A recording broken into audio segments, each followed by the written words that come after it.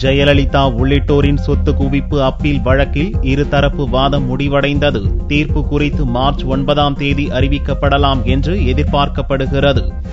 சொத்து குவிப்பு வழக்கில் பெங்களூர் நீதிமன்றம் வழங்கிய தீர்ப்பை எதிர்த்து முன்னாள் முதல்வர் ஜெயலலிதா, தோழி சசிகலா, அவரது உறவினர்கள் இளவரசி மற்றும் சுதாகரன் ஆகிய 4 பேரின் மேல்முறையீட்டு மனுக்களை கர்நாடக உயர்நீதிமன்றத்தின் சிறப்பு அமர்வு விசாரித்து வருகிறது. நீதிபதி குமாரசாமி முன்னிலையில் 38வது நாளாக வெள்ளியன்று இவ்வழக்கின் விசாரணை நடந்தது. அரசு தரப்பு வக்கீல் பவானி சிங், ஜெயலலிதா உள்ளிட்டோருக்கு எதிராக 55 கோடி ரூபாய் சொத்து குவிப்பு புகார்கள் நிரூபணமாகி இருப்பதாக விசாரணை நீதிமன்றம் குறிப்பிட்டிருப்பதாக கூறினார். விசாரணை நீதிமன்றத்தில் தாக்கல் செய்த அதே ஆவணங்களை இங்கேயும் அளித்திருப்பதாக குறிப்பிட்ட பவானி சிங், ஜெயலலிதா உள்ளிட்டவர்களின் மேல்முறையீட்டு மனுக்களை தள்ளுபடி செய்ய வேண்டும் என கூறினார். அத்துடன் தனது வாதத்தை முடிப்பதாக கூறிய பவானி சிங்கிடம் பல்வேறு கேள்விகளுக்கு நீங்கள் பதில் அளிக்காததால் உங்களது வாதம் திருப்தி அளிக்கவில்லை என்று நீதிபதி கூறினார். அதற்கு பவானி சிங் பதிலளிக்காத கேள்விகளுக்கு எழுத்துப்பூர்வமான வாதத்தை முன்வைப்பதாக கூறி 3 கட்டு ஆவணங்களை தாக்கல் செய்தார். அதையடுத்து ஜெயலலிதா தரப்பு வக்கீல் நாகேஸ்வர ராவ் 2 மணி நேரம் இறுதி வாதம் செய்தார். ஜெயலலிதாவுக்கு எதிரான குற்றச்சாட்டுகளுக்கு ஆதாரம் இல்லை என்ற நாகேஸ்வர ராவ், கட்டிடங்களை கட்டியது, புதுப்பித்தது போன்ற வகையில்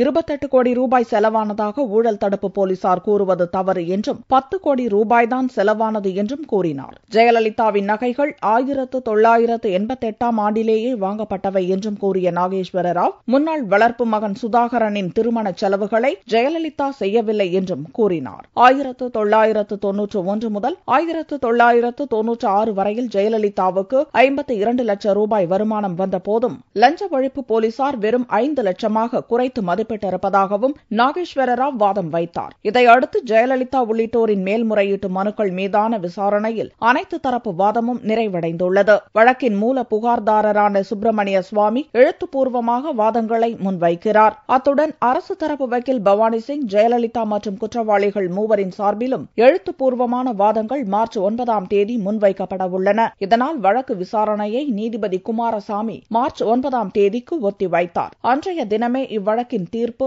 அல்லது தீர்ப்பளிக்கும் தேதியை நீதிபதி குமாரசுவாமி அறிவிப்பார் என்று எதிர்பார்க்கப்படுகிறது. ஜெயலலிதா மேல்முறையீட்டு மனு மீதான விசாரணையை 3 மாதத்தில் முடிக்க கர்நாடக உயர்நீதிமன்றத்துக்கு உச்சநீதிமன்றம் அளித்த காலக்கெடு மார்ச் 18 முடிவடைகிறது என்பது குறிப்பிடத்தக்கது.